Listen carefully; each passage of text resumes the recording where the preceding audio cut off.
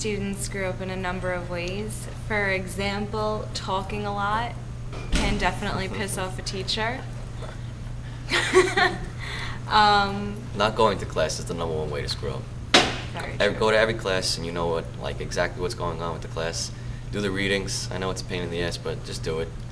And that's it. That's the only way you can really screw up. You need to balance your life, really, especially in school. You think you have a certain number of assignments and a certain amount of time, and you figure that you can take care of it tomorrow, when it turns out you can't, because there's something else you have to deal with tomorrow. And then you have to, by the end, since you wasted so much time, you find yourself making sacrifices and determining which things are less important that you should worry about others, when if you worked on one thing yesterday, then you wouldn't have had to make that choice. Okay, in college you're definitely going to encounter boring professors. You know, not everybody is always happy with the teachers they have, and trust me, it's going to come your way. So, personal experience, I've definitely messed that up in a sense. Considering a teacher's very boring, I had no problem taking the liberty to just fall asleep right there in class, and they usually won't say anything to you because, you know, you're old enough now to make your own decisions, and if you choose to fall asleep in their class, you're just going to miss out, and, you know, then they probably won't accommodate you as much when you ask for help or something like that. In the end, it cost me to have to withdraw from a class, and now, you know, you lose those 3 credits. You wasted all that time just, you know, sleeping there. You know, you could have been taking another class. You could have been just getting the requirement completed. So yeah, I would definitely say try not to fall asleep, and if you realize that you're not going to work out the professor from the beginning, maybe you should just switch out of the course right from the beginning and get another class so you don't waste any time. I know I had one pretty bad teacher this past semester. She taught statistics, and it's kind of a basic course. Everyone in school has to take it, so no one really wants to be there. It's pretty dull. It was, I think, at 9 in the morning, and she just was not a good teacher.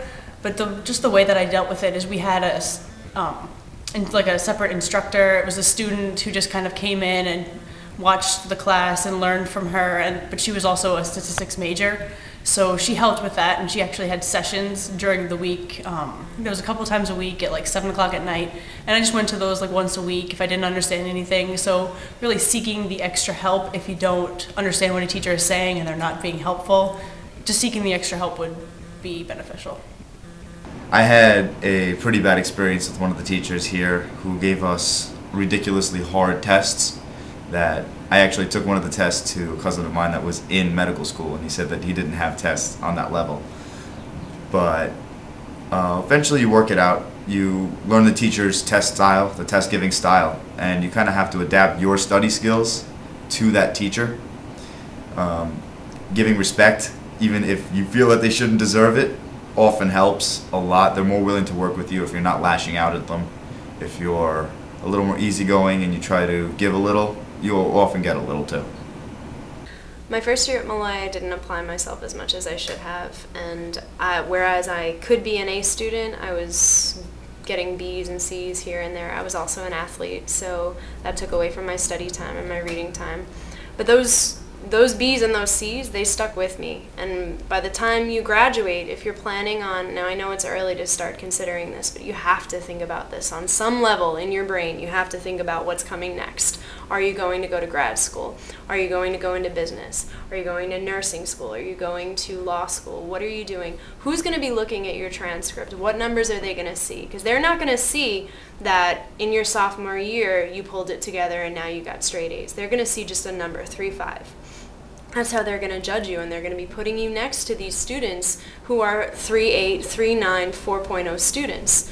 You need to be working and applying yourself as best you can from early on and just staying with that. Stop.